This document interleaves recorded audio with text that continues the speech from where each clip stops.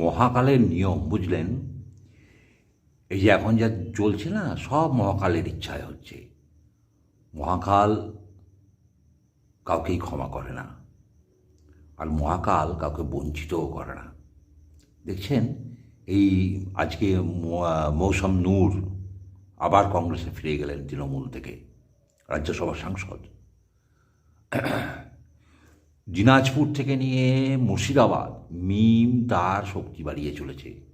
দিনের পর দিন 10, 20, 50, 100 করে পরিবার মিমের সদস্য হচ্ছে, মিমে নাম লেখাচ্ছে। বিজেপিতেও মুর্শিদাবাদ থেকে দলে দলে হিন্দু যারা টিএমসির ছিল, মানে নিচু স্তরে, তারা বিজেপিতে নাম লেখাচ্ছে।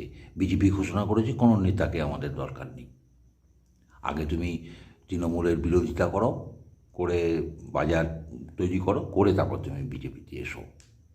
ওইসব আসবে আর এসে দাঁড়িয়ে পড়বে একটা সিটে, ওসব আর হবে না। এও মহাকালের ইচ্ছা। আমরা তো তাই চাই, তাই না, যে তৃণমূলকে বিজেপিতে না নেওয়া হোক।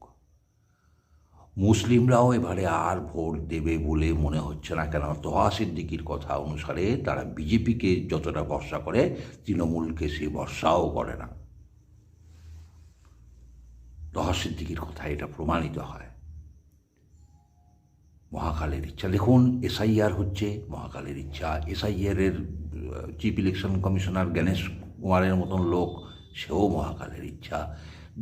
তার পাঠানো স্পেশাল অবজারভার সুব্রত গুপ্তর মতো লোক, যাকে মমতা ব্যানার্জি যাকে বঞ্চিত করে তার জুনিয়রকে প্রমোশন দিয়েছিল, সেই সুব্রত গুপ্ত আজকে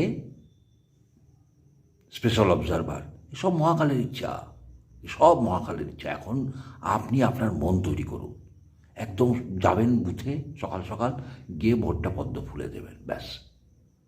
কেউ আটকাবে বলেও মনে হয় না আপনাকে, কেননা হাওয়া যা বলছে তাতে কিন্তু তৃণমূলের ছোটোখাটো সব টেনিয়ারা বুঝে গেছে যে হাওয়া এবারে খারাপ, এবারে বেশি বাড়াবাড়ি করতে গেলে চামড়া গুটিয়ে যাবে। তারাও কিন্তু আর আপনাদেরকে আটকাতে আসবে না, বুথমুখী হতে আপনাদেরকে বাধা দেবে না। মনে হচ্ছে এবারে ভোটটা একটু শান্তিতে ভোট আমরা দেখতে পাব, খুব একটা কষ্ট করতে হবে না নির্বাচন কমিশনকে। সবই মহাকালের ইচ্ছা। জয় মহাকাল।